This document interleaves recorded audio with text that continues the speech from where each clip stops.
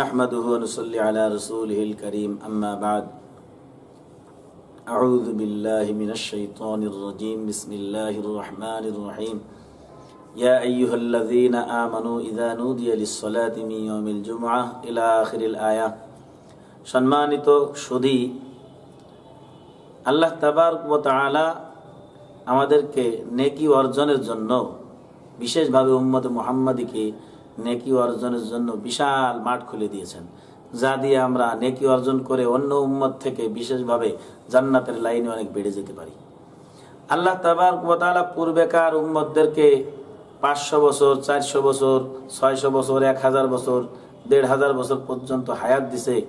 তারা এই পুরো হায়াতকে নবীদের সাথে থাকিয়া তারা কাজে লাগাইয়া যেই জান্নাত অর্জন করেছে, আমাদের 60-70 বছর হায়াতে আমরা তাদের থেকেও উন্নত আমলের মাধ্যমে বেড়ে যাইতে পারি, এমন আমল আমাদেরকে আল্লাহ তাবারক ওয়া তাআলা দান করেছেন। তার মধ্যে একটা আমল হলো জুমার দিনের আমল। আল্লাহ তাবারক ওয়া তাআলা জুমার দিনটা আমাদেরকে দান করেছেন সুবর্ণ সুযোগ। সম্মানিত হাজিরিন, জুমার দিনে আমাদের কিছু করণীয় আছে। তার মধ্যে একটা আমল আমি আপনাদের আজ বলবো, সেই আমলটা হলো জুমার দিনে মেসওয়াক করা। মেসওয়াকের এমনিতেই তো ফজিলত আছে যে যদি কোনো ব্যক্তি মেসওয়াক ঠিকমতো করে, বিশেষভাবে নামাজের আগে যদি মেসওয়াক করে, তাহলে যেই নামাজে সে নেকি পাইতো, নামাজে যেই নেকি পাইতো জুমার দিনে বাদে এমনি দিনেই সে যে কোনো ওয়াক্তের নামাজে যদি মেসওয়াক করে, তাহলে মেসওয়াক ছাড়া নামাজের থেকে 70 গুণ বেশি নেকি পাবে। এটা সহিহ হাদিস দ্বারা সাবিত। সাথে সাথে বিশেষভাবে যদি জুমার দিনে সে মেসওয়াক করে, তাহলে রাসূল করিম সাল্লাল্লাহু আলাইহি ওয়াসাল্লাম বলেছেন, আবু দাউদ শরীফের ভিতরে আসছে, মুসলিম শরীফের ভিতরে আসছে, যে জুমার দিনে মেসওয়াক করার কারণে আল্লাহ তাবারক ওয়া তাআলা তার পিছনের 10 দিনের গুনাহ মাফ করে দিবেন।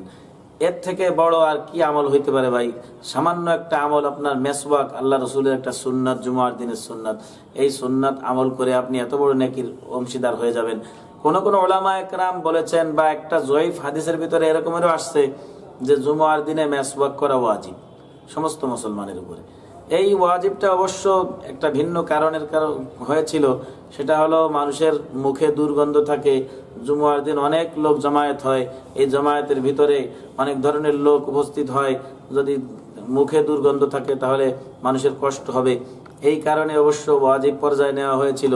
তো যেহেতু এখন বিভিন্ন ধরনের প্রসাধনী, ব্রাশ, পেস্ট এগুলি ব্যবহারের মাধ্যমে আমরা দাঁত পরিষ্কার করে থাকি, সাথে সাথে এই পরিষ্কার যে আমরা ব্রাশের মাধ্যমে করি, এর সাথে সাথে আমরা মেসওয়াকও ব্যবহার করে নেব, তাহলে পরিপূর্ণ সুন্নতটাও পালন হয়ে যাবে, আর জুমার দিনে করার কারণে পিছনের 10 দিনের গুনাহও মাফ হয়ে যাবে।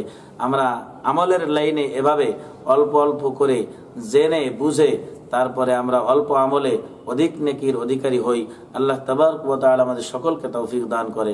ওয়া আখিরু দাওয়ানা আলহামদুলিল্লাহি রাব্বিল আলামিন।